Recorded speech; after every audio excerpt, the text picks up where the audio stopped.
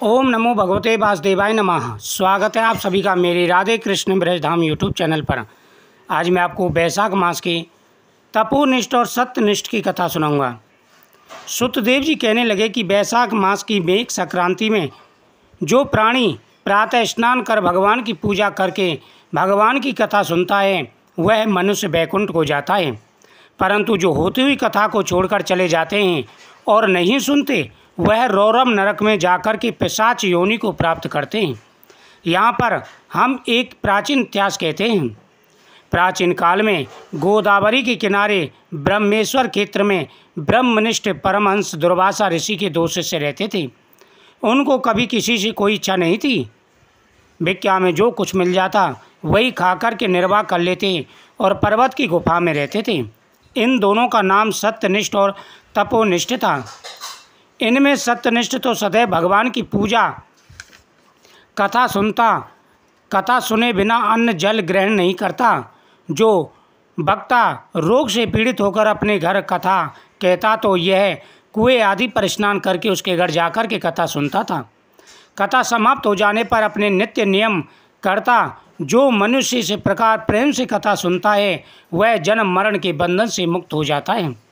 उसकी भगवान में सच्ची भक्ति उत्पन्न होती है तथा उसके समस्त दुखों का नाश हो जाता है। इस प्रकार वह सत्यनिष्ठ ऋषि उपनिषदों का यही निश्चय करके सदैव भगवान की भक्ति में तत्पर रहता, सदा उनकी कथा का श्रवण करता था। दूसरा जो तपोनिष्ठ था वह अत्यंत दुराचारी एवं कर्मनिष्ठ था। वह ना तो स्वयं कथा कहता न सुनता, अपितु होती हुई कथा को छोड़कर चला जाता। कहीं तप में विघ्न पड़ जाए श्रोता और वक्ता के पास भी वह नहीं जाता था। बस दुर्बुद्धि इसी प्रकार अपना समय बिताता था। न हरि कथा कहता न हरि कथा सुनता था। जब वह मृत्यु को प्राप्त हुआ तो कथा के ना सुनने से दुराग्रह से छिन्न कर्ण नाम वाला बलवान पिशाच शमी के वृक्ष पर हुआ। वह भूखा प्यासा दिन रात शमी के वृक्ष पर तड़पता रहता था।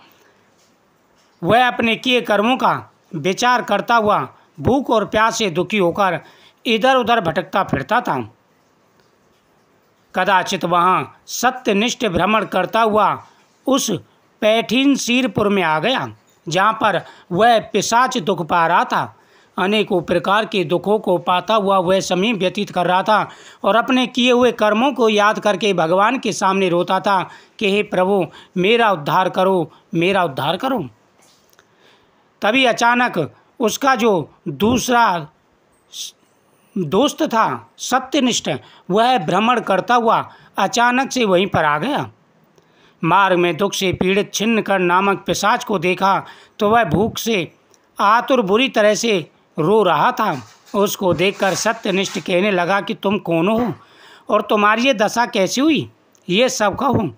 वह बोला हे प्रभु मैं दुर्वासा का शिष्य तपोनिष्ठ नाम वाला यति हूँ। अपनी दुर्बुद्धि के कारण महात्माओं से विष्णु कथा कर्मों के लोप हो जाने के भय से मैंने कभी नहीं सुनी और ना ही कभी कथा सुनाई। इस घोर कर्म से मेरी मृत्यु हुई और छिन्न कर्ण नाम वाला मैं पिशाच होकर इस वन में महान दुख पाकता हुआ भटक रहा हूँ। रास्ते में तुमको जाता देखकर ऐसा प्रतीत होता है कि भगवान ने मुझ पर बड़ी दया की जो आपको यहाँ पर भेजा है। आज हरि मुझ पर प्रसन्न हैं जो आपने मुझे दर्शन दिए। इस प्रकार रो रो कर त्राय त्राय ऐसा कहकर वह सत्यनिष्ठ के चरणों में गिर पड़ा। सत्यनिष्ठ को पर बड़ी दया आई। उसने अपने दोनों हाथों से उसको उठा लिया। वैशाख मास की कथा के क्षण भर सुनने का फल उसको दे दिया। तपोनिष्ठ इतना पापी था, इतना बड़ा विशाल राक्षस हुआ और सत्यनिष्ठ ने वैशाख मास की कथा सुनने का सिर्फ क्षण भर का जो पुण्य था वह उसे दे दिया। क्षण भर के पुण्य को देते ही तपोनिष्ठ की पिशाच योनि छूट गई। वह दिव्य स्वरूप धारण करके और सत्यनिष्ठ की जय जयकार करने लगा। वो सत्यनिष्ठ को प्रणाम करता हुआ बैकुंठ लोक को चला गया। विमान पर बैठ करके सत्यनिष्ठ को बार बार प्रणाम करता हुआ तथा उसकी परिक्रमा करके सीधा बैकुंठ धाम को चला गया। हे राजन, एक क्षण भर के, इस सिर्फ क्षण भर के पुण्य से, सत्यनिष्ठ के पुण्य से तपोनिष्ठ की मुक्ति हो गई। जो व्यक्ति पूरे महीने कथाओं का श्रवण करते हैं उनके पुण्य को कौन लिख सकता है। वैशाख मास का महीना बड़ा पवित्र महीना है। प्रतिदिन स्नान करने के बाद में कथाओं का श्रवण करना चाहिए। दिन में जब भी समय मिले कथा जरूर श्रवण करनी चाहिए। भगवान प्रसन्न होकर के मनवांछित फल प्रदान करते हैं। ओम नमो भगवते वासुदेवाय नमः।